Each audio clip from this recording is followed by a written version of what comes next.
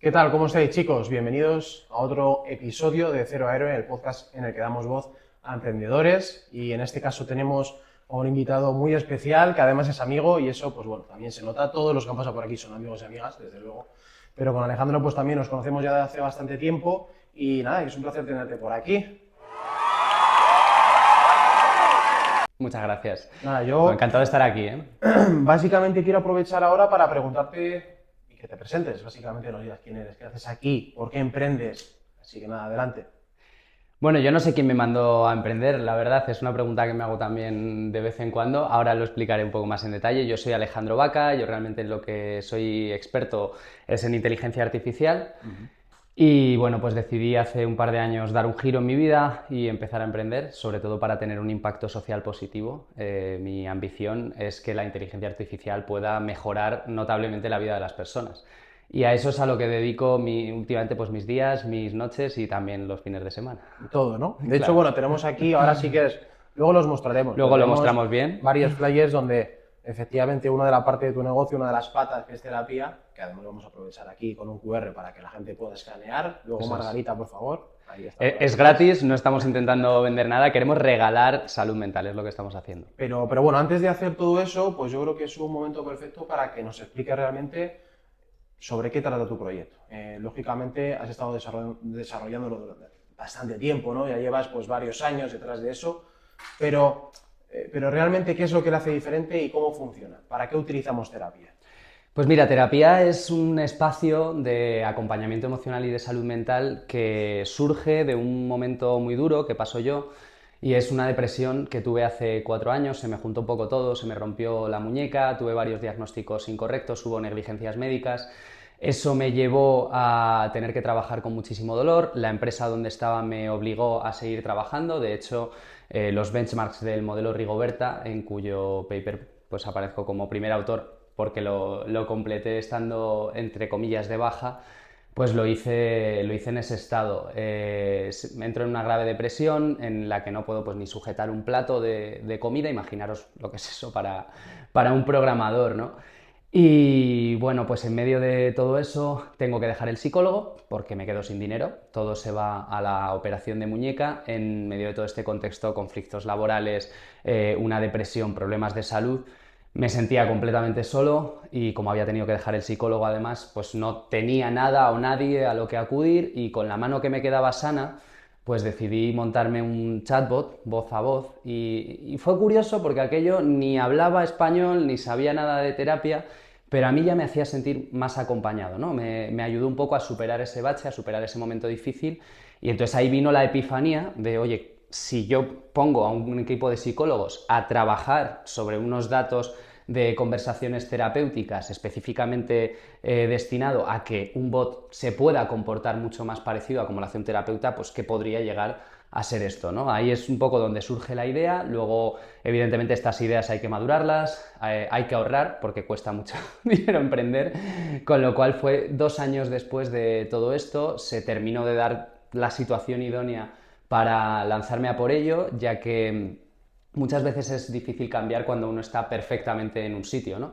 Pero yo estaba en un sitio en el que, en palabras de mi propio ex jefe, los dos activos clave que había en el área los había hecho yo además a título individual, o sea, éramos un equipo de 14 personas, pero los dos activos importantes del área los había hecho yo individualmente y yo estaba en un entorno un poco hostil porque yo no soy informático y matemático, yo soy una persona que viene de ADE, que ha sido autodidacta y a estos informáticos matemáticos les jodía un montón que yo supiera hacer inteligencia artificial mejor que ellos y que se lo explicara. Me venían a pedir ayuda, pero luego por detrás, bueno, pues boicoteaban mi trabajo, una situación muy difícil. Yo un año y medio antes, desde un año y medio antes de empezar a emprender, todos los martes, que era el día presencial que había en la oficina, volvía llorando a casa, volvía hecho una absoluta basura, no había ningún tipo de misericordia. Entonces, en medio de todo ese contexto, se dio el caldo de cultivo perfecto, porque primero yo estaba pasando por un auténtico infierno en cuanto a salud mental, yo necesitaba además salir de un sitio que me estaba haciendo mal y me estaba haciendo mucho daño. Me lo intentaron hacer hasta el final, además, porque incumplieron la ley y me intentaron retener en el IRPF en el momento de decir adiós. Eso es completamente ilegal, les llevé a juicio, como ellos sabían que tenía toda la razón, no quisieron ir y llegaron a un acuerdo. Gracias a eso también pude arrancar terapia, lo que decidí es usar, digamos, esa indemnización que me habían tenido que dar para poder poner al servicio de todo el mundo un servicio de salud mental de calidad y para hacer un poco al final lo que a mí me gusta. A mí siempre me ha gustado esa intersección entre la innovación, investigación y el mercado. Me gusta que la innovación lleve valor al mercado, que es algo que en el sitio donde estaba antes pues no podía llegar a hacer.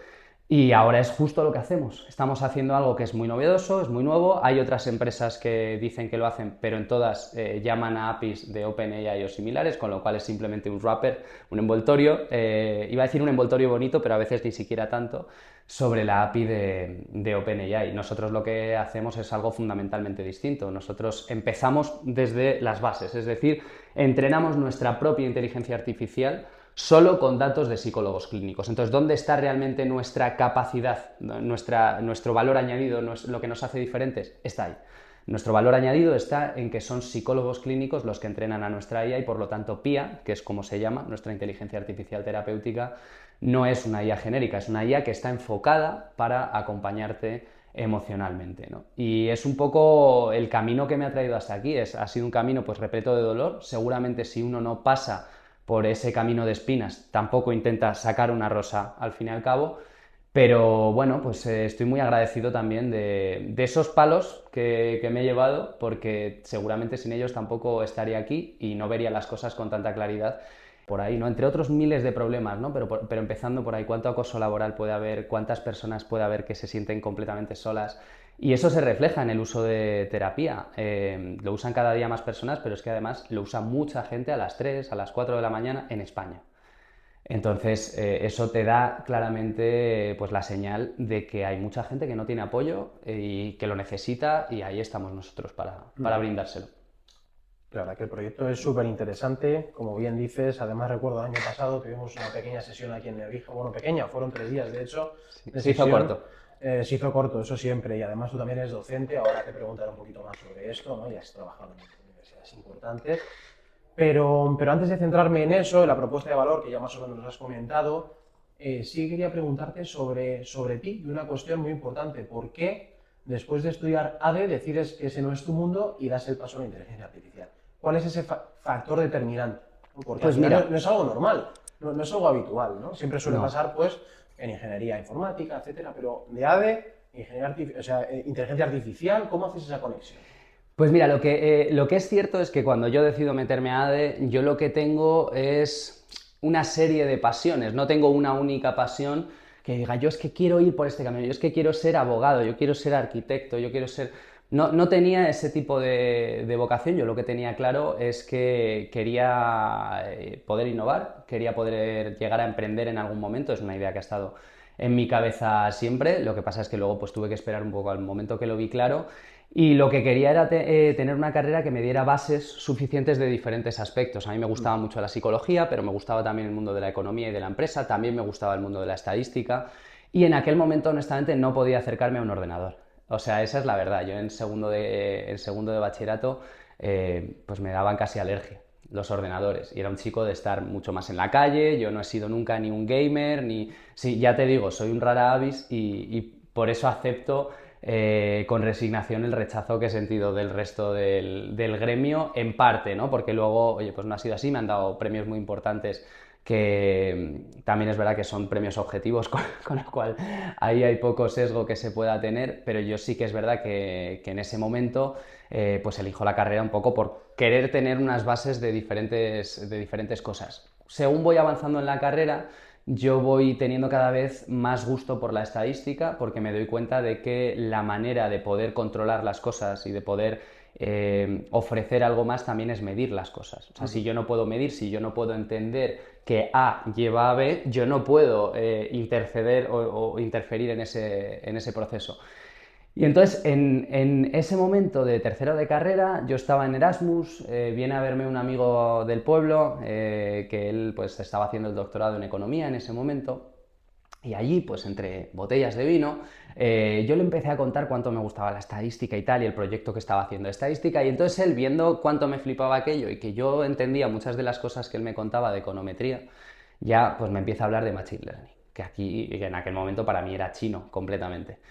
Y bueno, me apasiona tanto aquello que esa charla de las 2 de la mañana en torno a una botella de vino en Eindhoven cambia por completo mi vida. La cambia de verdad, porque según vuelvo a Madrid, lo primero que hago es meterme de autodidacta, o sea, me pongo a aprender por mi cuenta programación, empiezo a aprender Machine Learning y ya a lo largo de ese año yo muchos proyectos de la carrera los desarrollo haciendo técnicas de Machine Learning, programando y demás, ¿no?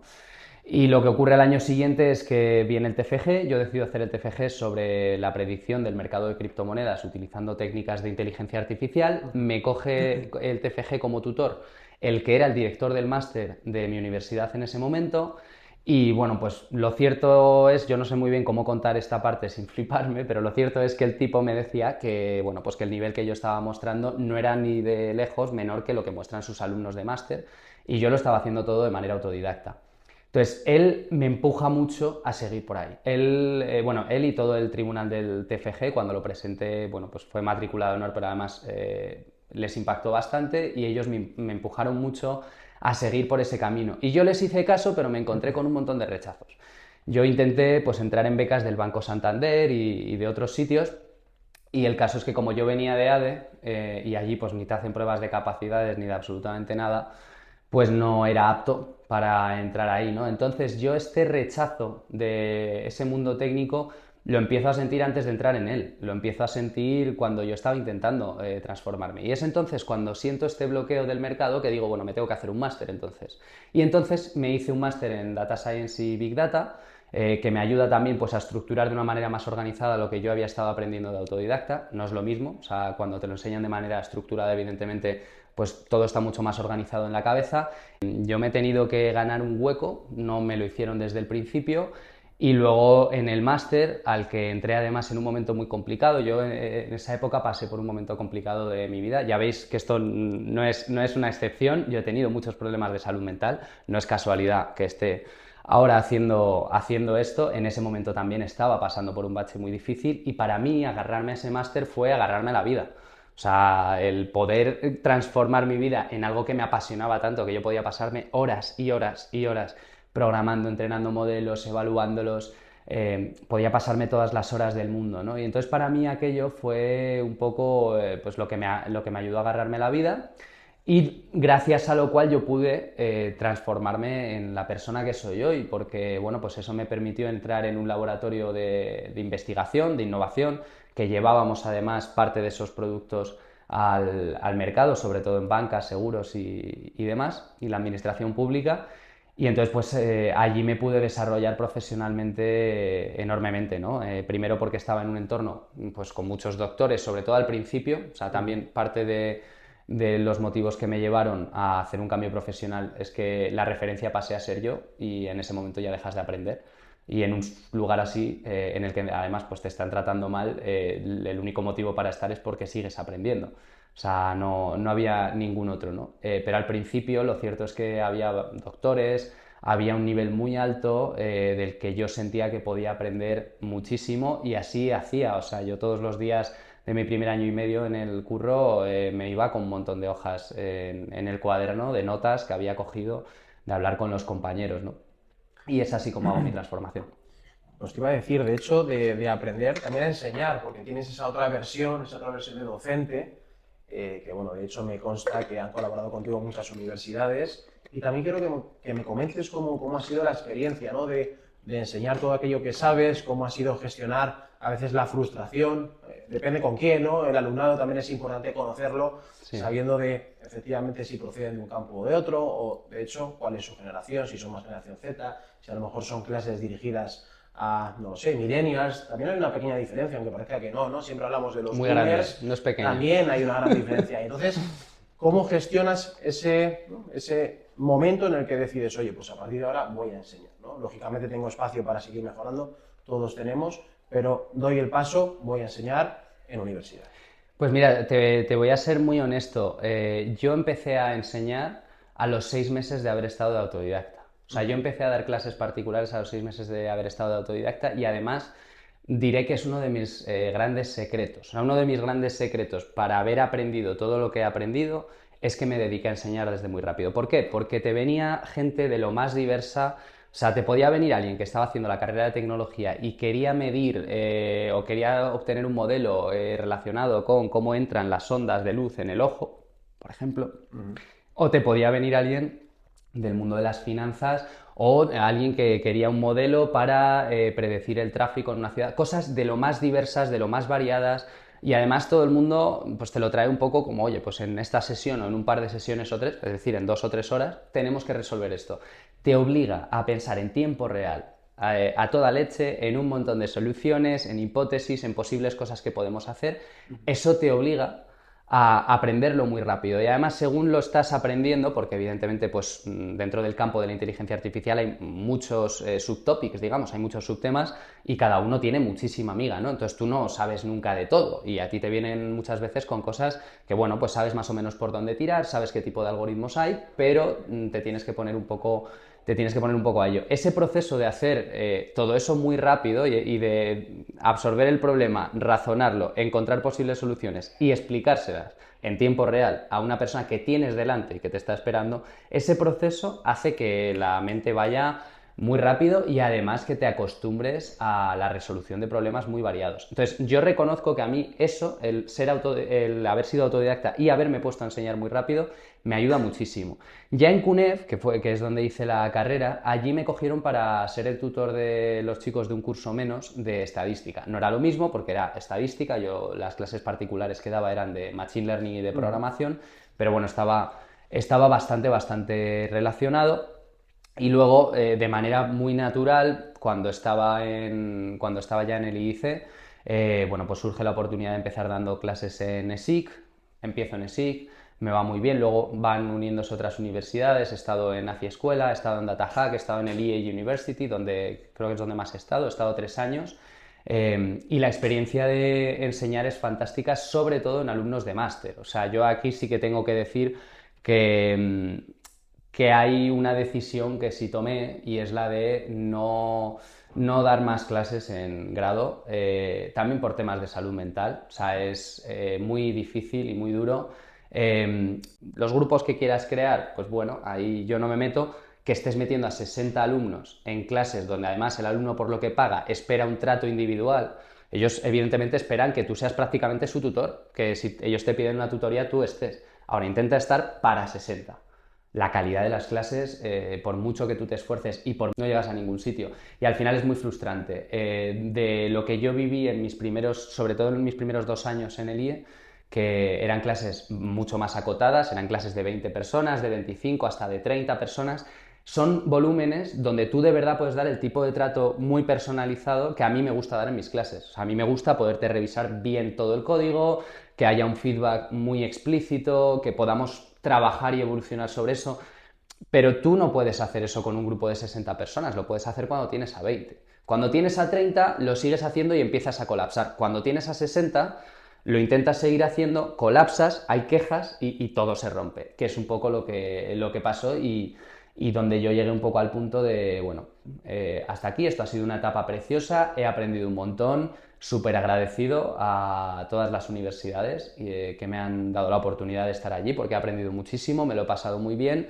pero yo el último año ya ha sido un punto de sufrir. Además, creo que la generación Z es una generación que sufre mucho y lo gestiona muy mal, porque yo lo que veía en el fondo en la mayoría de mis alumnos, esos que te hacían los lunes por la mañana imposible, en el fondo era una vulnerabilidad, un miedo, una inseguridad tremendas que estaban muy mal gestionadas. Y entonces hay una serie de dinámicas que yo además pues tengo que reconocer que no he aprendido a llevar bien. Esta generación ha sido una de las cosas más difíciles que he hecho, sobre todo por lo que ha acarreado para mí a nivel de, bueno, pues incluso de autoestima, ¿no? Y luego pues seguía siendo una esquizofrenia, porque luego te ibas a las clases del máster, que es gente que sabe mucho más, que está pagando más, que se juega mucho más porque de lo que saque de ese máster depende directamente su carrera.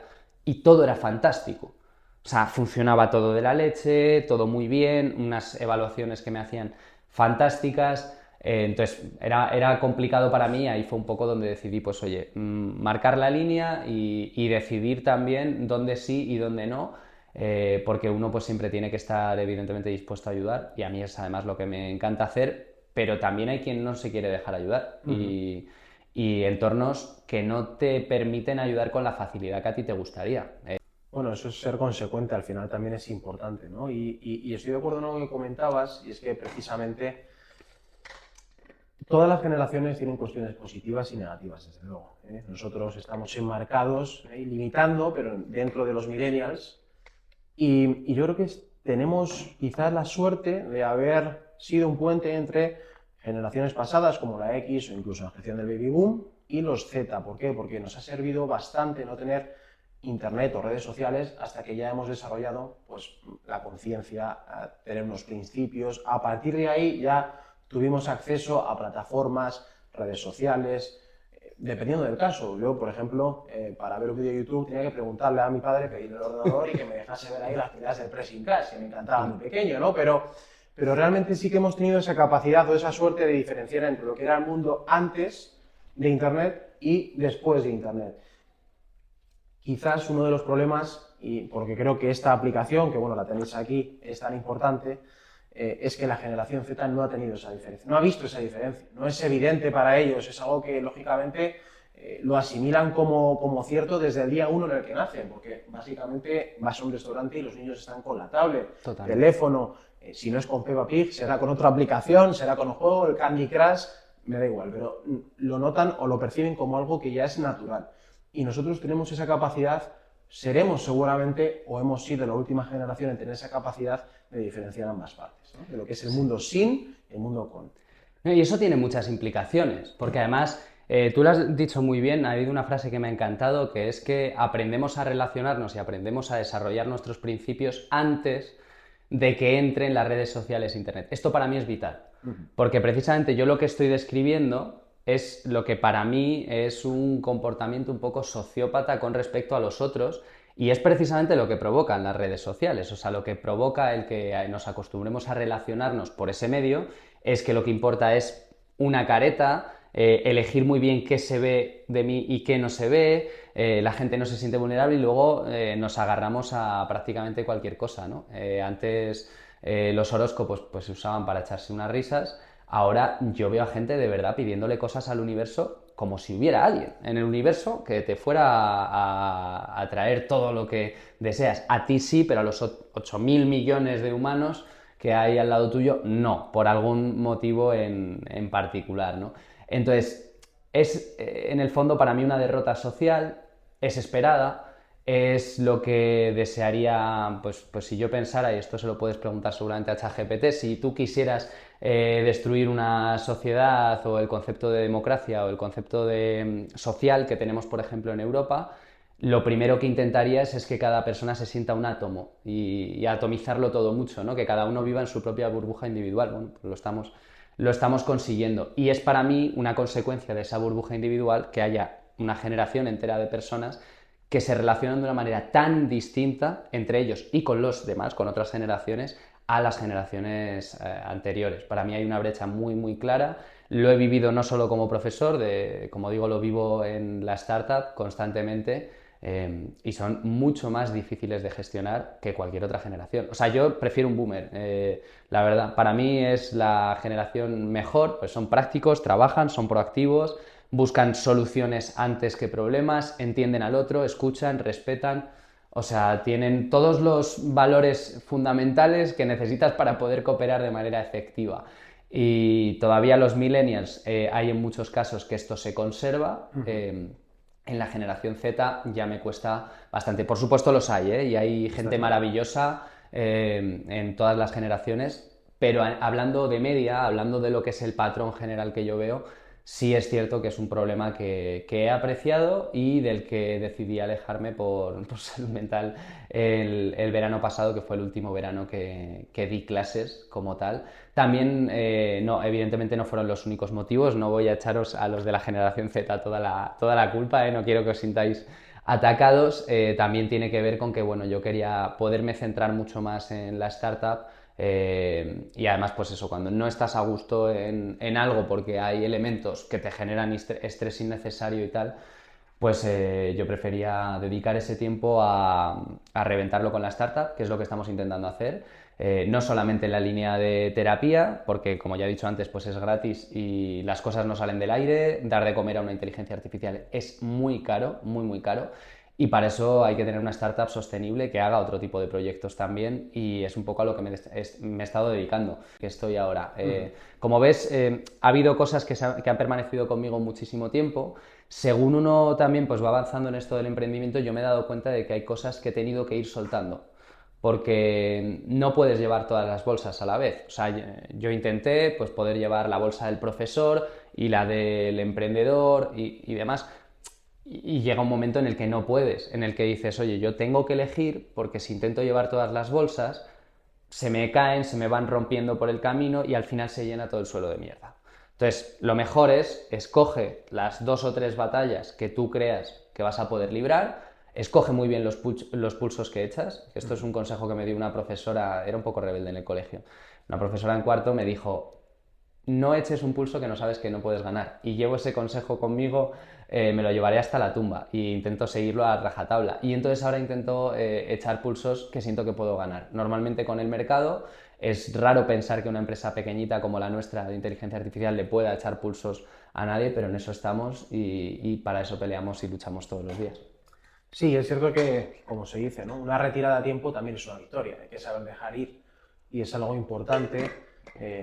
Personalmente a veces peco también de intentar absorber muchas funciones laborales y de otra índole y bueno, realmente te das cuenta de que a lo mejor cuando alcanzas la mayor productividad es cuando tienes el foco centrado en un par de tareas, 3, no más. Y de hecho ya dicen que los hombres con el multitasking tampoco somos especialmente compatibles, o sea que bueno, no lo comparto, pero bueno, también lo dicen y lo quería comentar. Nada, decirte también una cosa, la formación es algo que te ha acompañado hace poco, que bueno, estás enfocándote más en la startup, pero es realmente que también la formación. Sí. Uno de los proyectos que tienes dentro de terapia es precisamente de lenguaje natural, si no me equivoco, es la formación. Cuéntame un poco cómo son esos talleres, Bueno, qué se diferencia. voy a contarlo bien porque, claro, he contado qué es terapia, que es nuestro producto principal, pero no he contado que terapia, donde está englobada, es en lenguajenatural.ai. Dentro de nada serán 2 sociedades separadas porque al final son 2 modelos de negocio distintos, con 2 equipos distintos y con muchas cosas diferentes. Aquí la mayoría son psicólogos, en lenguajenatural.ai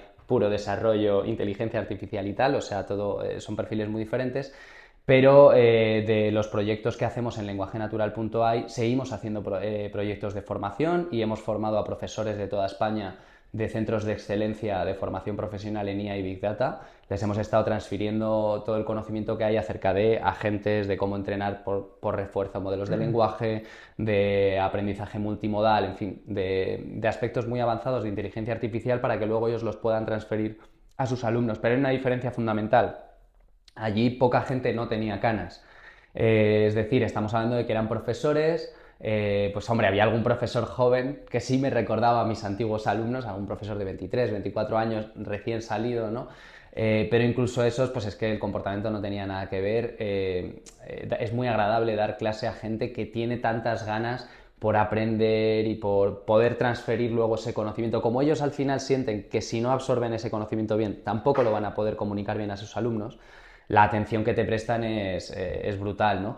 Y estuvimos allí pues 3 días en Sátiva dando esta formación, pero esto se engloba dentro de un proyecto mucho más grande. La parte de la formación, digamos, era una parte pequeñita. Lo que les hemos hecho bastante más gordo es Erudia, que es un ecosistema completo de inteligencia artificial empaquetado dentro de una Spark, o sea, empaquetado dentro de una máquina que es muy pequeñita, de NVIDIA, que te permite tener modelos desplegados en local. Lo que hemos hecho ha sido entrenarles modelos propios, hemos creado una base de datos vectorial muy compleja, híbrida, basándonos en sus materiales, entonces hemos absorbido e ingestado todos sus materiales, ejercicios, exámenes, fotos de apuntes, fotos de la pizarra, en fin, de todo. Lo hemos procesado, tenemos una base de datos del centro, hemos montado una serie de agentes sobre esa base de datos y esos materiales que permite que el sistema siga las directrices del centro, que conozca el histórico de exámenes de otros años, que conozca cómo son las rúbricas y los niveles de dificultad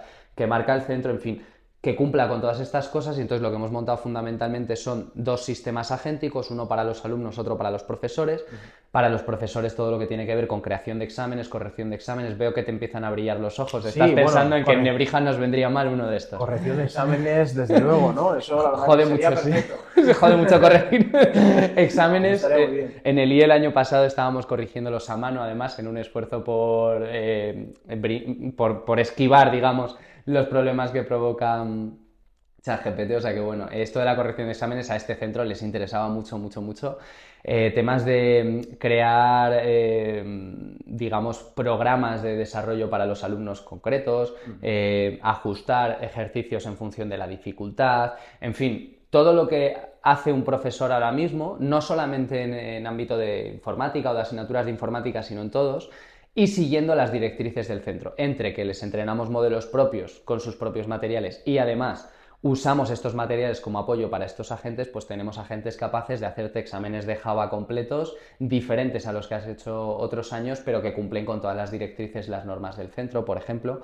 Y luego para los alumnos, pues tenemos un agente que actúa de tutor, entonces no te da las respuestas finales como sí haría ChatGPT, él tiene las respuestas finales porque tiene los materiales y demás, y te va a ir ayudando a que tú encuentres esas respuestas. Pero es mucho más didáctico, está enfocado en que al final eso sea un tutor real, como actuaría un profesor, no como actuaría pues un chatbot complaciente como ChatGPT, ¿no? Esto es Erudia y es el ecosistema que les hemos montado a este centro.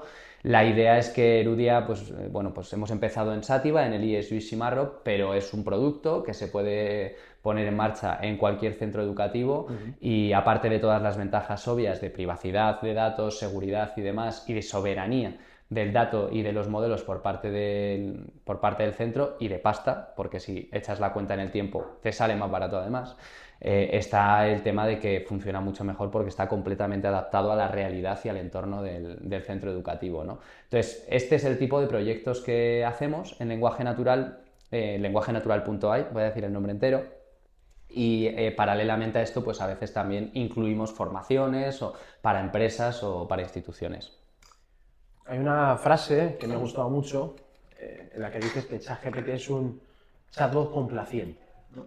Sí. Y según lo que nos comentas, entiendo que la inteligencia artificial que tenéis incorporado, o el lenguaje, ¿no? LLM que tenéis incorporado dentro de lenguaje natural AI, no es así, no es tan complaciente. ¿Cuál es la principal diferencia? ¿Por qué ChatGPT a veces no es útil precisamente por eso? Pues mira, te cuento, las inteligencias artificiales generales, para empezar, no se están desarrollando para el fin que las está usando el 80% de los usuarios, ¿vale? Los modelos grandes del lenguaje ahora mismo se están desarrollando fundamentalmente para tareas de programación. ¿Por qué? Porque es donde da dinero. Son las tareas que más puedes automatizar en áreas donde además hay pasta, las tareas de desarrollo tienen mucho margen, con lo cual donde se están enfocando es ahí, donde pueden monetizarlo, ¿no? El problema es que la gente les sigue usando esos mismos modelos a través de una interfaz de chat en la que lo que hacen es chatear con ellos y a menudo, en base a lo que dicen las cifras, los utilizan como apoyo emocional, ¿no? Lo cual pues tiene además componentes graves porque, como digo, no han sido entrenados para esto, han sido entrenados para hacer código muy bien. Puede ser hasta peligroso, claro. Es que van a llevar a cabo la resolución de tu problema de ansiedad o de salud emocional de la misma manera que intentan resolver un problema de código. Y eso lleva a que tiendan a ser complacientes, a que busquen ser sobre resolutivos. Oye, es que hay muchos temas de salud mental en los que no se trata de ser súper resolutivos. Si yo te estoy contando que, oye, pues que ha muerto mi padre, lo estoy pasando mal, estoy pasando por un duelo, a veces se trata más de estar ahí, de esa presencia, de hacer las preguntas adecuadas, de ayudarte, de acompañarte, de transmitirte ese amor, de que no te sientas solo. Pero no vamos a resolver nada, no vamos a solucionar nada. No es que una función tenga un parámetro mal puesto o que la lógica de tu código esté mal, que es el tipo de problema para el que ChatGPT se entrena.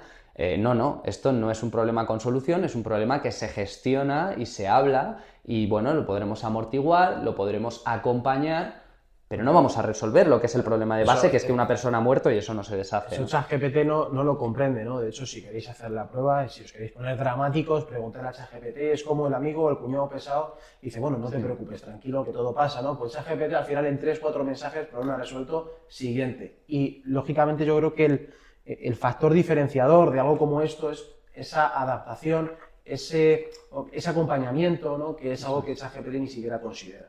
Entonces, la verdad que Es yo que creo son que fines es brutal. distintos. O sea, la optimización no tiene absolutamente nada que ver. O sea, ya digo, los modelos genéricos, hablo de ChatGPT, pero Claude es exactamente lo mismo.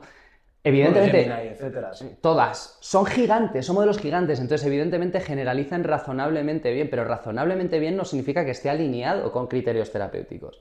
Significa que parecen verosímiles las respuestas, que sabe qué palabras usar para que tú sigas hablando, porque eso sí lo optimizan, que tú te mantengas en la conversación. No que esta respuesta te venga bien a nivel de salud mental, no que esté de acuerdo con los criterios de un psicólogo, no, nada de eso.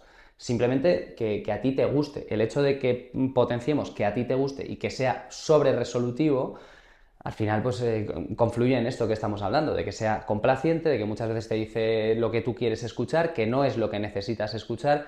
Y Pia no va por ahí.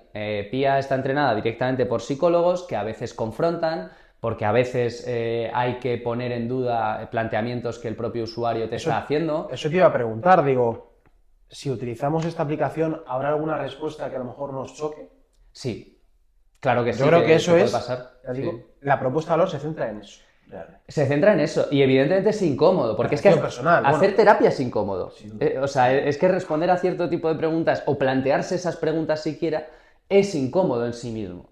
Pero es que es la única manera de que eso se convierta en un progreso personal. De la otra manera, lo único que haces son sacar pequeños parches, pequeñas técnicas, estrategias, que lo único que estás haciendo es parchear, no estás resolviendo el problema de fondo, ni siquiera estás progresando realmente en ti.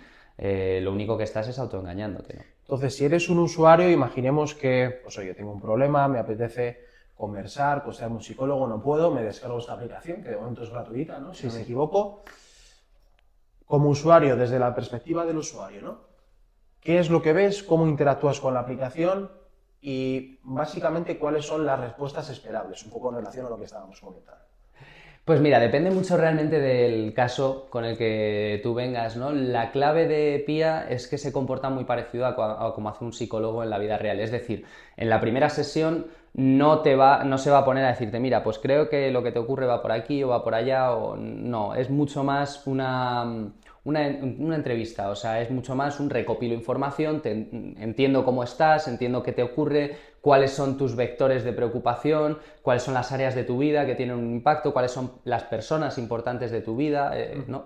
Las primeras sesiones, sobre todo, lo que va a hacer es esto, va a informarse, evidentemente te va a dar consejos y te va a acompañar, te va a guiar y demás, pero sobre todo se va a informar, porque tú para luego poder ayudar mejor a esa persona necesitas toda esta información. Y según va teniendo más información, va a ir poquito a poco trabajando contigo, haciéndote preguntas relevantes que son las que a ti te ayudan a dar respuestas que te permiten avanzar. Preguntas a veces incómodas. Pongo un ejemplo.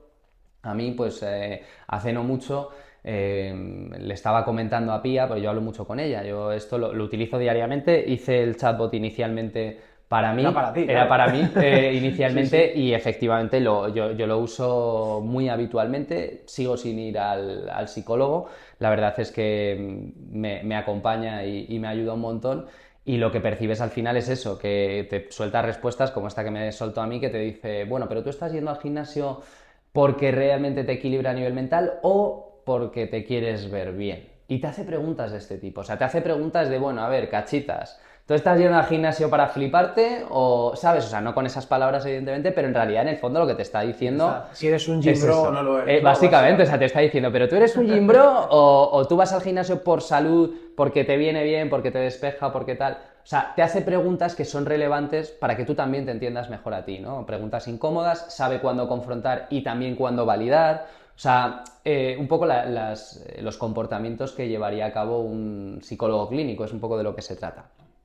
Que bueno, pues ahora lo que hacemos es animar precisamente a que lo utilicen, que lo prueben, que lo descarguen y que bueno, nos dejen también sus opiniones en Por comentarios. supuesto. También estoy seguro que a vosotros os llega todo el feedback y que realmente es algo que yo por lo menos también he probado y sé que algunos estudiantes también en Nebrija, después del taller que realizamos Sí. el año pasado, hace año y medio más o menos, lo han estado utilizando, o sea que, bueno, me acuerdo de Blanca, que lo usó, ¿no? O Sí. sea que, que muy bien, y principalmente también te iba a hacer una pequeña pregunta relativa a las dificultades que has encontrado, sé que son muchas, pero me voy a centrar en las trabas legales Me gusta mucho que me hagas esa pregunta. En este momento actualmente Totalmente. me pillas perfecto para hacer esa Trabas pregunta. legales que has encontrado a la hora de emprender, más aún en este sector.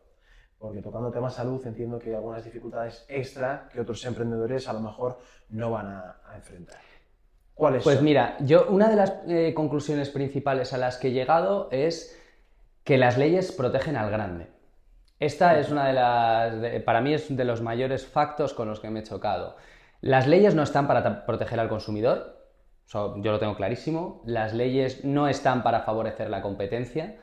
Las leyes están ahí para favorecer a los grandes lobbies. En este caso, al gran lobby de las farmacéuticas y de las empresas sanitarias, las mismas, por cierto, que han estado vendiendo productos homeopáticos en las farmacias hasta que Europa se lo ha impedido hace nada, Hace bien poquito, sí. hace bien poquito, pero han estado vendiendo productos homeopáticos sin ningún tipo de validez, de nada, no valían para absolutamente nada. Algunos incluso se los han obligado a retirar del mercado porque eran dañinos, pero han podido venderlos, ¿vale? Durante muchísimos años. Eso lo primero, las leyes están para proteger a los grandes. Hablo de las farmacéuticas y del sector salud, pero no es el único. Ahora estamos viendo hace poco cómo los de Anthropic están intentando soltar el mito de Mizos, que es un maldito mito. ¿Qué quiero decir con esto? Que están intentando asustar a todos los gobiernos con que es que hay las IAs, son muy peligrosas. Bueno, el equipo de Hugging Face replicó lo mismo que hicieron con Mizos con un modelo open source de 3 billones de parámetros, que es muy pequeño. Es decir, que lo que estaban vendiéndonos como este modelo es demasiado capaz, es demasiado peligroso. Cuidado, en realidad son habilidades que tienen también modelos open source muy pequeñitos. ¿Qué es lo que persiguen realmente Anthropic y este tipo de empresas cuando hacen esto? Lo que persiguen es quedarse con el mercado, es decir, que el regulador se vaya a regular los modelos open source porque son los que no hay una empresa detrás y por lo tanto la gente puede hacer un poco con ellos lo que quiera. Es precisamente lo que nos facilita a empresas como la mía el poder construir encima de eso. O sea, es lo que facilita un ecosistema emprendedor de competencia y demás, ¿no? Parece mentira a veces que los americanos sean los del libre mercado y tal, apoya, con perdón, pero de libre mercado aquí nada. O sea, esa gente no quiere libre mercado, lo que quiere es un monopolio, acojonar al regulador y que nos penalice a todo el mercado. Eso por el lado de la IA, por el lado de la salud, como digo, están las farmacéuticas y demás. Nosotros hemos tenido muchísimas dificultades y tiene que estar dispuesto a que algún gigante le pise y le aplaste. Tengo perfectamente aceptado que aquí en este mundo no te va a hacer ningún favor nadie. El Estado no me ha ayudado nada, yo me he dejado más de 120.000 pavos en tener la aplicación donde está a día de hoy. Sé que nadie me los va a devolver si esto sale mal. Lo estoy haciendo para ayudar a los demás y sé que nadie lo va a valorar ni en el Estado ni en ningún sitio si no consigo yo solo llevarlo a un modelo de negocio sostenible. Y tendré que ser flexible si las cosas se ponen muy feas. Si en Apple, por lo que sea, pues no te dejan ya actualizar más tu aplicación por las directrices X de Europa, que ya te digo yo, que a Bayern y compañía no les va a afectar en nada, tampoco a OpenAI y a todas estas empresas. A quien nos va a joder es a los emprendedores pequeñitos, que no podemos hacer frente a estas cosas.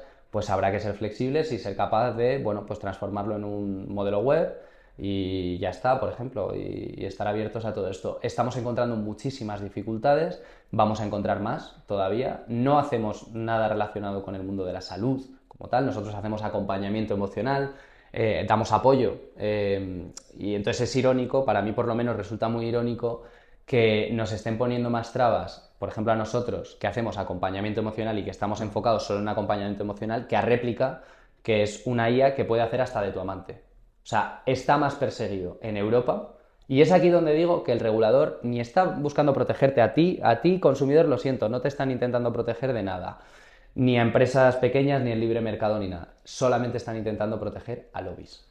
Y ahí, pues bueno, no podemos hacer mucho más que intentar dejar claro y alegar que no somos nada relacionado con la salud, pero como te digo, está mucho más perseguido esto que hacemos nosotros que IAS para ser tu amante prácticamente y tu acompañante sexual.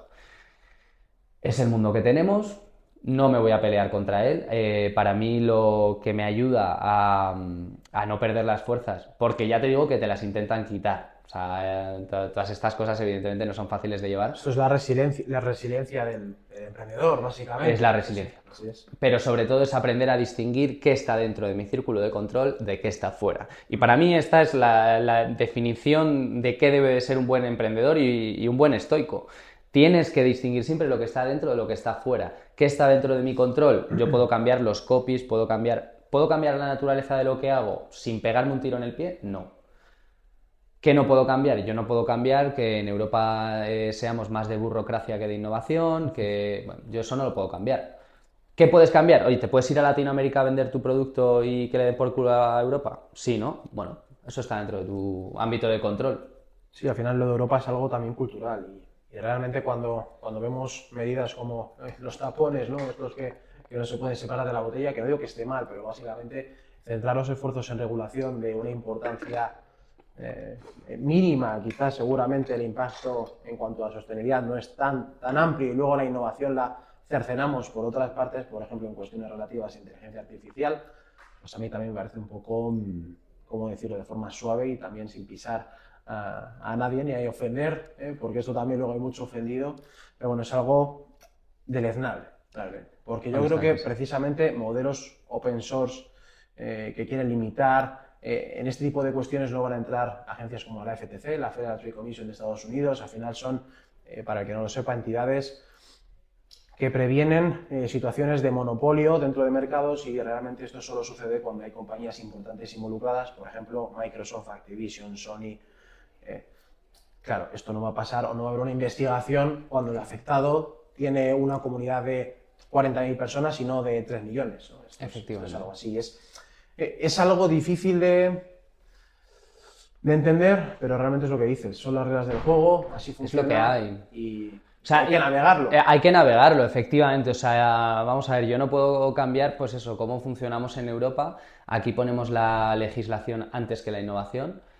Además, alegamos siempre, y esto es, a mí es lo que más me jode, que alegamos siempre que es por protegerte a ti, ¿sabes? Entonces es que, claro, es como es para protegerte a ti, para proteger tus datos y tal, papá Estado, ¿no? puedo hacer lo que me dé la gana, ¿no? Y bueno, pues a mí es un concepto que no me gusta mucho, sobre todo porque luego no te dan la contraparte. Es decir, si a mí me obligas a cumplir con un montón de legislación, pero me ayudas de alguna manera a poder cumplir con ella y a poder certificarme y además certificar esto como un dispositivo médico regulado, que ni de coña pretende serlo, es carísimo. Es algo solo al alcance de estas grandísimas empresas.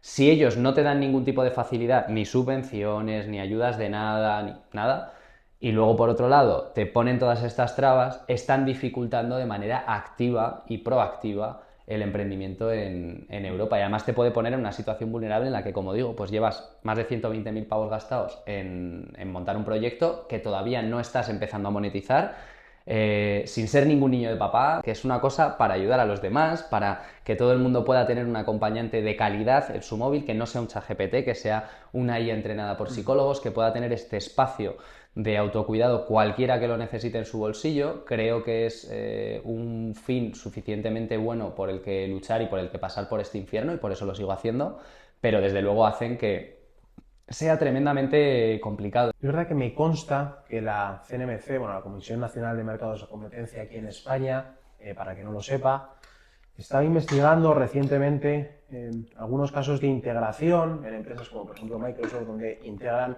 elementos de inteligencia artificial como Copilot dentro de su cartera de servicios y estaban haciendo, el otro día vinieron a Nebrija de una charla hace unos meses, no recuerdo, 4 o 5 meses, que estaban intentando preservar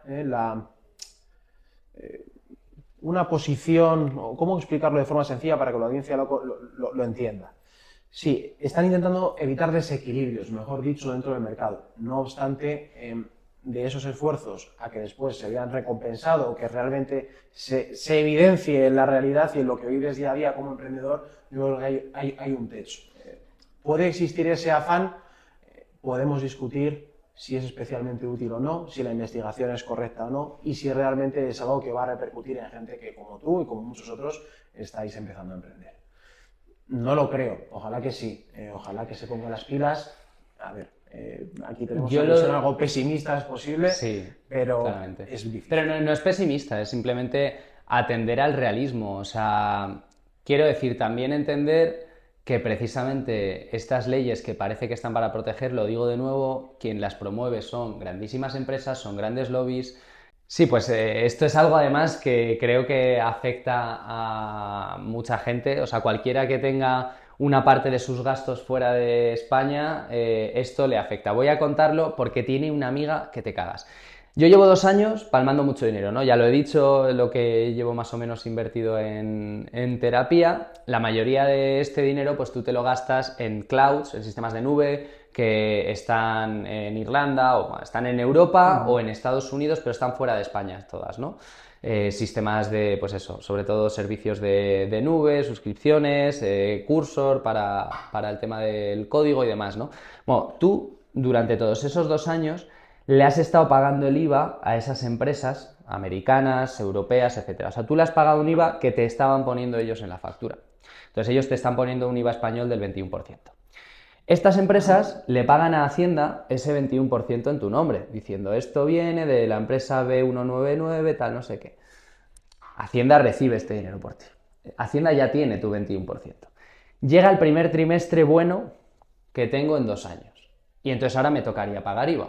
Lo normal en un país decente es que tú, todo este IVA que ya le has pagado a Hacienda y Hacienda ya ha recibido por ti, te compense con este otro IVA y entonces pues tengas que pagar mucho menos IVA, ¿no? Bueno, pero Hacienda es un cachondo.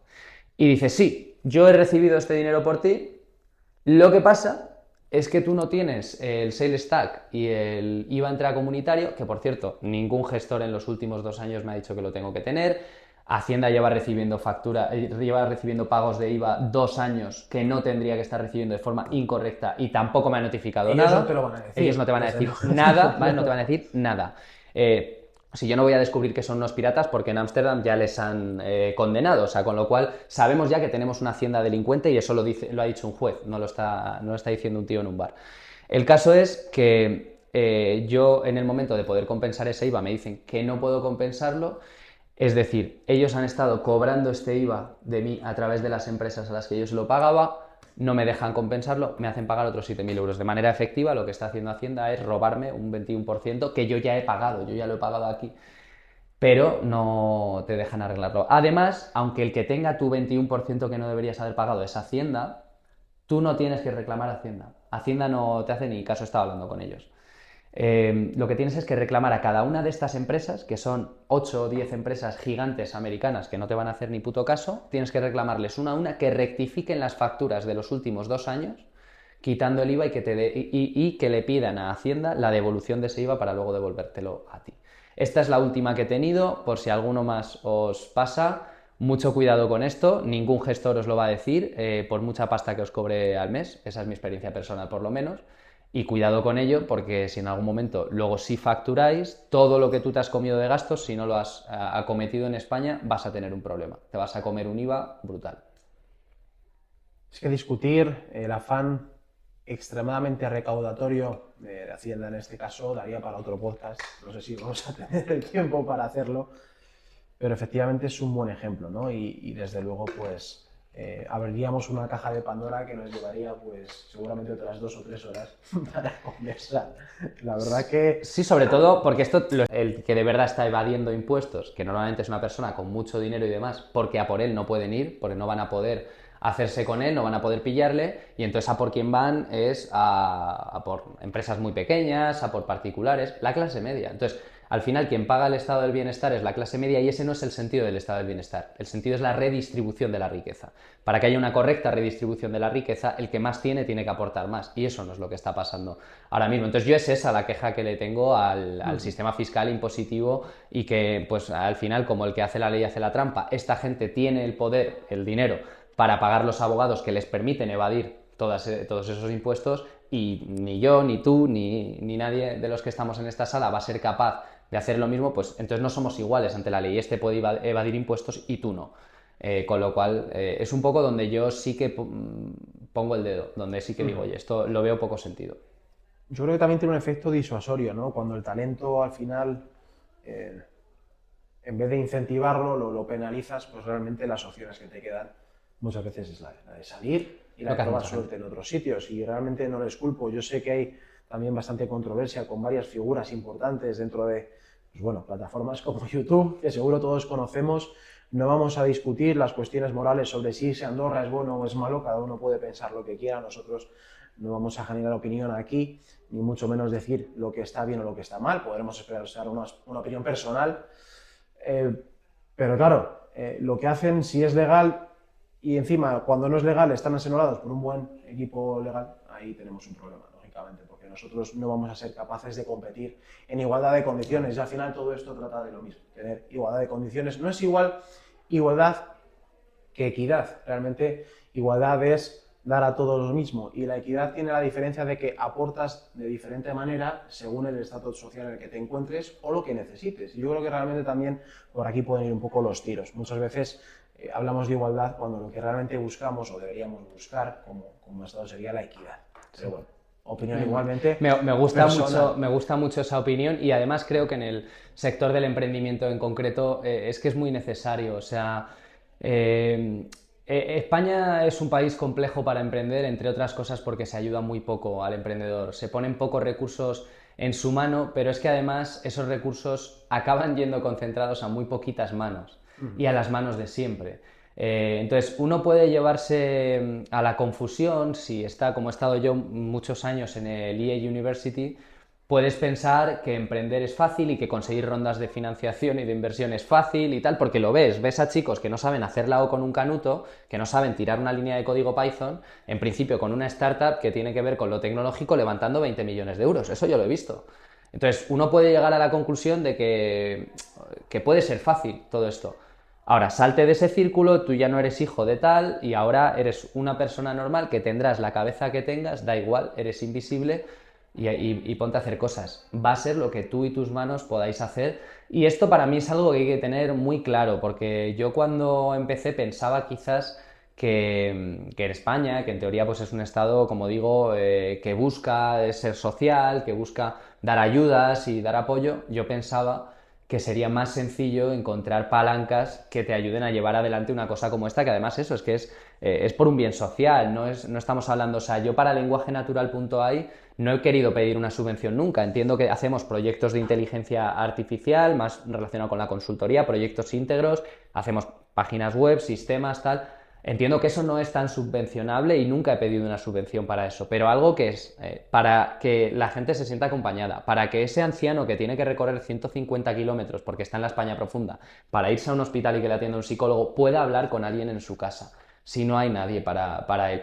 Para que toda esa gente que está sola no tenga que sentirse sola. Y te encuentras con que en lugar de ayudarte, lo único que hacen es ponerte piedras. Pero al contrario de quejarme o llorar o revolverme, yo procuro verlo más bien como un reto, un camino muy bonito que se está haciendo, que hará que todo sea mucho más épico al final, cuando se consiga. Y bueno, también simplemente te lo tienes que tomar un poco como información que te dice hacia dónde deben ir tus decisiones en los últimos 30 años.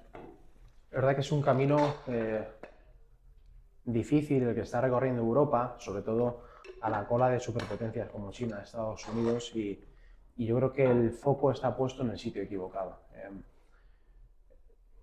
Sin duda, a ver, yo pienso que el Estado debe garantizar, como decía, igualdad, más bien equidad, pero también debe recompensar al que quiere.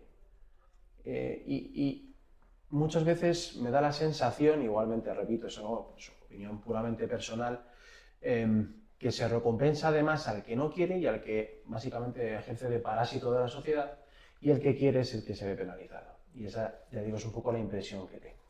Es un poco jodido, pero es así. Pero bueno, por quedarnos un poco con un sabor de boca mejor, a mí me gustaría quedarnos con que por muchas trabas que nos hayan puesto, estamos aquí, seguimos aquí, pero no solo eso, es que después del éxito de terapia, bueno, pues hemos coincidido con un neurólogo, una persona muy especial, con Chema González de Echevarri, que bueno, pues él atiende sobre todo a personas con Alzheimer, con problemas de demencia, y ha observado que quienes cuidan a esas personas no tienen a nadie y no tienen además los medios, la información legal, jurídica, médica que necesitan para poder hacer las cosas en el día a día, ¿no? Y es por eso que estamos creando Yo Contigo, que saldrá a los stores si nos dejan en breves. Pero Yo Contigo es, digamos, una spin-off de terapia, comparte la base tecnológica de terapia y la reaprovechamos. Esa base tecnológica de acompañamiento emocional la reaprovechamos para cuidar a los que cuidan, ya que es otro colectivo muy vulnerable, que sentimos que necesitan mucha ayuda. Hay 1 millón de personas afectadas de Alzheimer y demencia en España. Imagínate la cantidad de personas que hay alrededor de eso, primos, nietos, hijos, hermanos, que están pasándolo fatal, que Sí, el necesitan... afectado no es únicamente la persona que lo sufre, de No, hecho, claro. seguramente realmente afectado pues, la familia, ¿no? El círculo Total. cercano. Entonces, más social que eso no se me ocurre nada. O sea que, bueno, ojalá haya suerte en este sentido. Yo dije que lenguajenatural.ai tiene una misión que es tener un impacto social positivo con el desarrollo, no con el uso, con el desarrollo de inteligencia artificial generativa.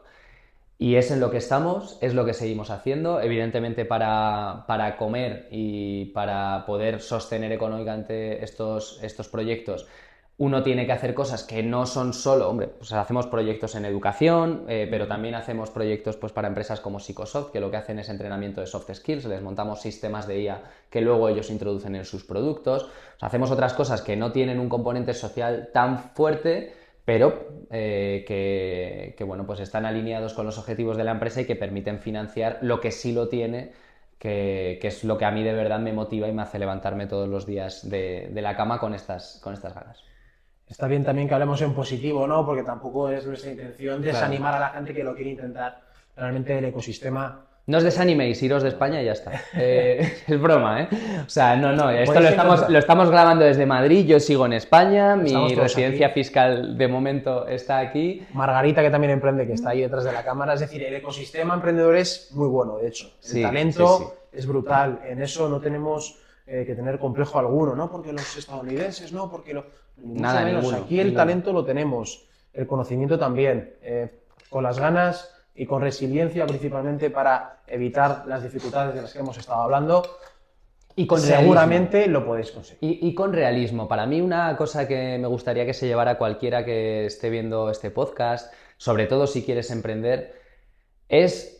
Al principio vas a sentir muchas mariposas, pero es que es como enamorarse. O sea, cuando tú te enamoras lo que tienes realmente es un chute dopaminérgico muy fuerte que te hace vivir todo eso completamente distorsionado. Y lo que le pasa a muchas parejas es que cuando eso se pasa, pues entonces parece que se ha ido el amor y cogen y lo dejan. No, no se ha acabado el amor empieza ahí.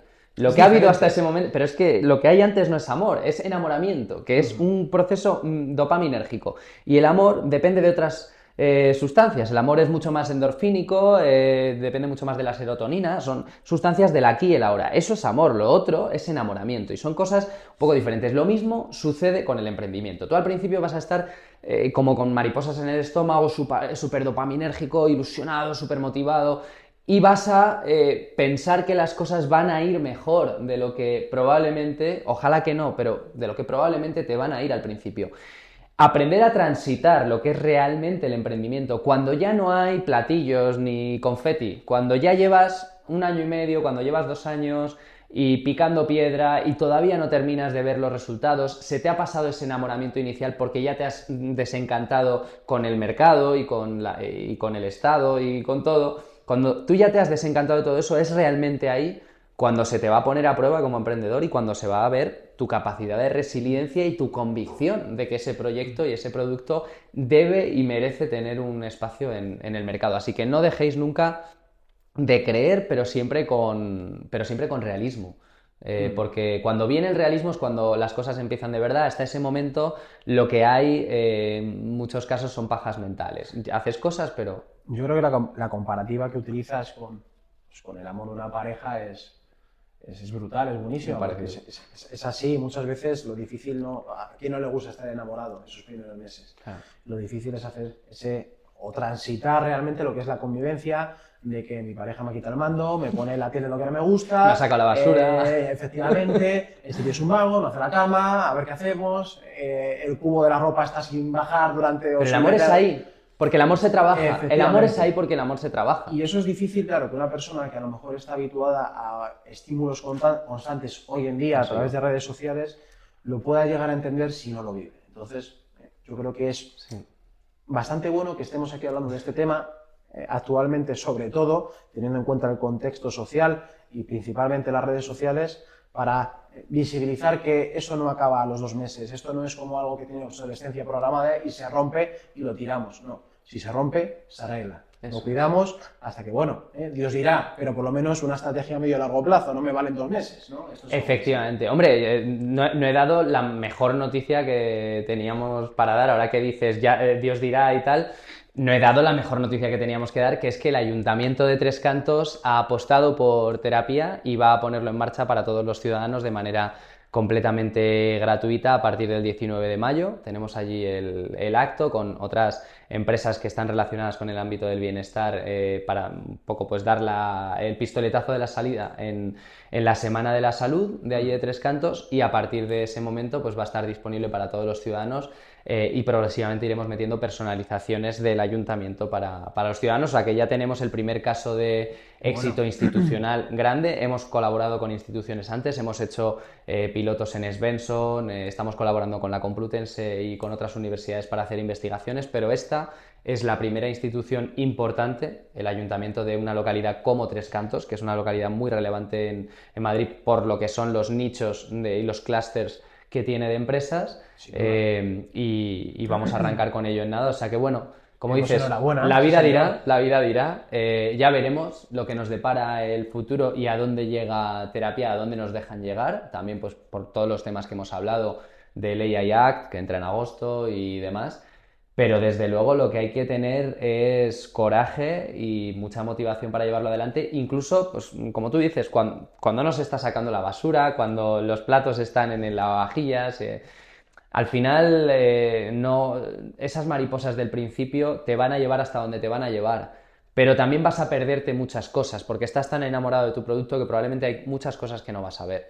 Y las empiezas a ver, las empiezas a trabajar y de verdad empieza a madurar el proyecto cuando pasas esa fase y empiezas a ya trabajar un poco más de manera no dopaminérgica, sino ya en el aquí y ahora. Esto ya es un producto, pues, una cosa más estable, ¿vale? O sea, yo creo que llegar a ese punto y vivir en ese punto es la clave, porque tener una idea bonita y estar 2 o 3 meses muy ilusionado y demás, eso es más fácil.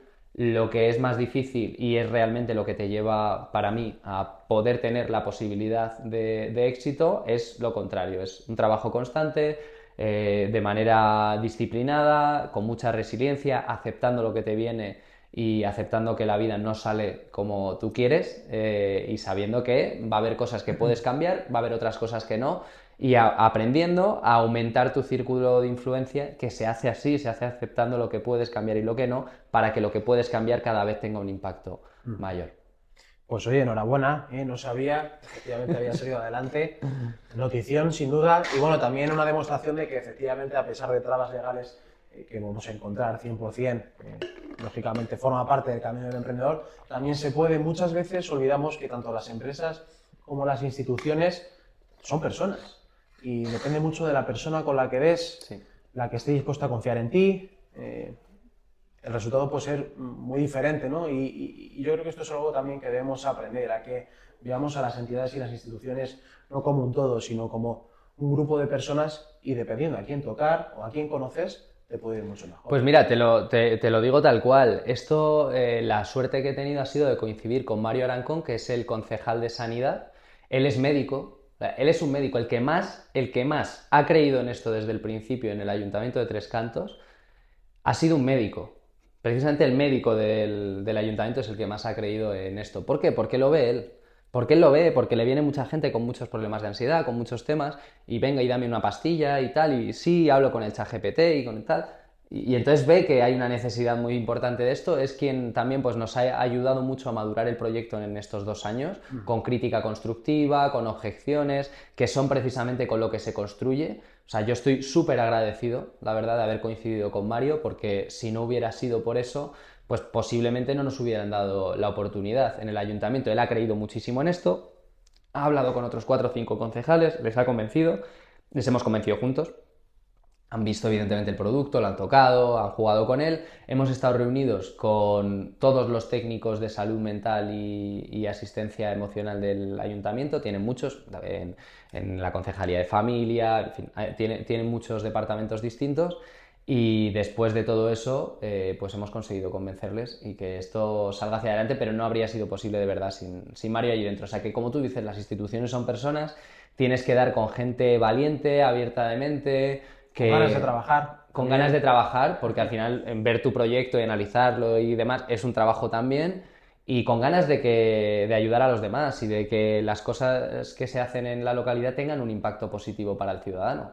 Pues Entonces, ojalá lo repliquen muchos otros ayuntamientos, la ojalá, verdad, ojalá que sí. ojalá. Vamos a pasar a la segunda parte, la vamos a hacer muy breve. Margarita, no te enfades conmigo.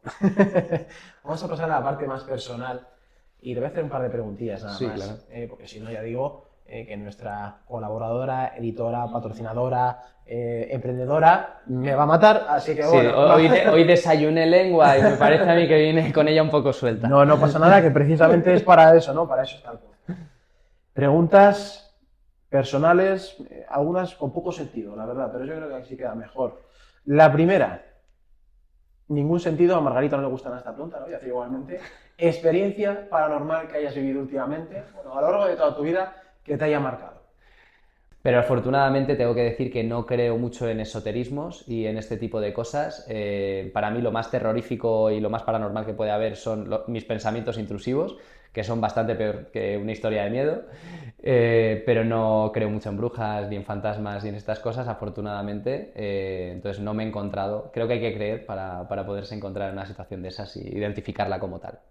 Bueno, yo he de decir que sin creer me encontré algo que me hizo cambiar de opinión. ¿Ah, sí? Pero bueno, yo creo que esa revelación no le pasa a todo el mundo y si todavía no os ha pasado, a lo mejor tenéis que esperar. Igual hay que esperar un poco. Sí, Todavía sí. no somos elegidos. Fue algo que yo, ya te digo, jamás pensé que iba a haber, algo comenté en un podcast anterior, pero además si conoces la zona, lo comento igualmente en este podcast, además esto es verídico 100%, vi una bola roja en el Mar Menor, macho. Te lo juro. Hostia. Pero que no es solo Pues yo eso. voy mucho por allí todos los Por años. eso Voy te a lo tener digo. que fijarme este Pero año. fue de noche ¿Y no ya habías está. tomado ningún asiático? Nada. ¿Prometes Ni no haber asiático, tomado ni ningún Col 43, asiático? nada. ¿Qué va, qué va? Y estaba pescando y fue seguramente lo más sorprendente que había en mi vida. Dije, bueno, tendría un mal día. El caso es que puse la televisión 10 años después, cuarto milenio, Y salí y ahí. salía la bola roja de las narices del Mar Menor. Wow. Oye, pues lo tengo que mirar esto. Me has generado Fíjate, porque curiosidad. hay pescadores, y si hablas con alguno por ahí, que dicen, sí, esto lo hemos visto alguna que otra vez. Yo me acuerdo una vez, de estar en el puerto Tomás Maestre, ¿no? Creo que sí. Sí, en el Tomás Maestre. Y justo estábamos hablando y escuché una conversación hablando de esto. Wow. Y O sea que esto es un tema conocido en el Mar sí, Menor. eso parece. O sea, me dejó que a lo mejor esa bola Qué roja. flipante. Pero bueno, Pues oye. oye, mira, de todas las historias de terror que habíamos contado, esta es la más misteriosa por lo Sí, menos. sin duda. A lo mejor es un emprendedor muy enfadado, ¿no? Que se ha puesto rojo y va a Marte a ver si ahí le dejan emprender, no lo sé. No sé, a mí hay unos días, algunos días se me pone la mala hostia de esa temperatura también, o sea que igual ha volado a Puede ser, Murcia a enfriarse un poco en el Mar Menor. Aunque bueno, en verano enfriarse allí. Enfriarse complicado. regular, sí. Pero bueno. Pregunta que no tiene absolutamente nada que ver. Resultado de la final del Champions. PSG Arsenal. A mí, como fan del Atleti, me ha matado esto. Mira, yo te Pero- voy a ser honesto. Creo que mi pronóstico seguro voy a fallar porque yo había dicho que la final iba a ser Bayern-Atleti. O sea que yo también. había dicho que iba a Esa ser fue mi eso, ¿vale? porra, pero- Esa era mi apuesta personal. Bueno, como aquí me puedo, o sea, habían líos que no me podía meter, creo que los he esquivado más o menos bien, si no, Margarita, ya los cortarás. Pero en el lío de los árbitros y demás sí me puedo meter porque ahí no me juego nada. Creo que lo de poner a arbitrar un árbitro alemán que se juega en un puesto en Champions por los puntos UEFA, me parece tremendo. Yo no soy del Atleti y apoyé al Atleti el otro día, pero además me pareció que les robaron un poco el partido. ¿Robo o no honestamente. robo? Para mí sí, para Robo. mí. Yo me mojo Sí, claramente, robo. Yo 100%. apagué la tele diciendo vaya puto robo. O sea, me pareció tal cual. Y me parece una pena, la verdad, que no haya llegado a la final porque yo esperaba que llegara. Creo que se merece una Champions el Atleti. A mí personalmente me hubiera hecho ilusión como español. Dentro de Arsenal-PSG, hombre, yo veo mucho más equipo al PSG que al Arsenal, me duele decirlo. El Arsenal me cae muy bien, es un equipo simpático. y Lucho a mí no me va mucho, la verdad. Bueno. Entonces... Como madridista, que no estoy descubriendo nada, bueno, sí, no lo habías dicho. No lo había Como dicho, madridista, estaba ocultando. no me extraña que Lucho no te convenzca, pero bueno. ¿Sabes? Entonces tengo ahí un poco, yo sé que hay muchos españoles en el PSG, bueno, también los hay en el Arsenal. Yo querría ir con el Arsenal, creo que va a ganar claramente el PSG, me parece un equipazo. Ayer, aunque no hubiera muchos goles, disfruté también del partido. Esto es importante, emprendedores, buscaros espacios y tal. Puede ser algo tan basicorro y tan heterobásico como el fútbol. Como fútbol, ¿no? Fútbol, lo que haga, lo que sea, lo que haga falta. Otra cosa que desconecta muy bien, por cierto, porque además te fríe el cerebro, te deja todas las neuronas completamente apagadas, es la Isla de las Tentaciones. Sin Funciona duda. de la leche, o La verdad sea, que sí. te absorbe todo el cerebro, entonces como te dejas sin poder pensar, pues tampoco los problemas ya no existen y te vas a dormir apaciblemente. No se me ocurre un contenido que sea capaz de eliminarte como persona, como sucede con la Isla de las Tentaciones. Te derrite el cerebro. Y ciertos programas de cierta cadena de televisión, que son unos similares todos. Pero Parecidos, sí. Te deja plano, totalmente. Encefalograma Claro, plano. encefalograma plano y entonces ya te vas a dormir, pues eso, como un hombre de las cavernas. Ahí ya no hay ni reseñas de Apple, ni problemas, ni nada. Sí, señor. Pues yo creo que con esto, bueno, la ultimísima pregunta. Que sí, Margarita, déjame. De cine, vamos a hablar un poco de cine. Película favorita. Película favorita. Tres películas que te gusten. Mira, voy a decir Airbag, ¿Vale? película española, finales de los 90, si no me equivoco, primeros de 2000. Muy, muy buena. O sea, esa película la habré visto 4 o 5 veces, siempre me río mucho. Amanece que no es poco. También la habré visto 3 veces o así. También me encanta, apasionado de Amanece que no es poco. Y luego hay una película que me gustó mucho, lo que pasa es que lo que me pareció brutal fue el libro, que es El Club de Lucha. El Club de Lucha de Chuck Palahniuk, el libro sobre todo me pareció una pasada, creo que luego la adaptación al cine que hacen es muy buena, No está mal. Además con Brad Pitt, un reparto buenísimo y tal, la película es una pasada, pero sobre todo porque a mí me recordaba mucho al libro, me gustaba mucho, pero me quedo fundamentalmente con las dos primeras. Para cualquiera que necesite desconectar un rato de humor, además un humor inteligente y demás, Airbag y Amanece que no es poco. Sí, porque cuando estábamos hablando de encefalograma plano y también estábamos hablando de ser heterobásico, digo, bueno, pues a lo mejor ahora podemos decir Torrente presidente, ¿no? Así un humor así inteligente, ¿no? Sí, pues como decía Daniel Huiza, no sé si has visto esa entrevista, película favorita, Torrente. Dice, ¿y actor favorito? Torrente también. Torrente. Y Santiago Segura se me daba de la risa, ¿no? Pero bueno, oye, pues yo creo que con esto vamos a terminar el podcast. Ya Margarita va a poner aplausos seguro. La verdad que nos hemos enrollado bastante, pero creo que ha sido especialmente útil. Te agradezco muchísimo, Alejandro. Muchísimas gracias a vosotros. Que has compartido tu experiencia en este podcast, que bueno, sabemos no tiene una producción de Hollywood, pero tiene ese ambientillo universitario. Parecido a Hollywood, ¿no? Más bien Bollywood, pero Bollywood también tiene mucho éxito en India, así que ojo. Entonces, nada, realmente es ese ambiente universitario que también queremos promover y que seguro que este tipo de testimonios ayudan a mucha gente a comenzar a emprender o a continuar si efectivamente lo están pasando mal durante el proceso, que es normal. Efectivamente, y bueno, si alguien lo está pasando mal en ese proceso y necesita un poco de acompañamiento, ya sabéis que tenéis aquí a Terapia y podéis hablar con Pía, la guía terapéutica que hemos hecho en lenguajenatural.ai cuando queráis. Muchas gracias a todos. Nos vemos, chicos. Hasta luego.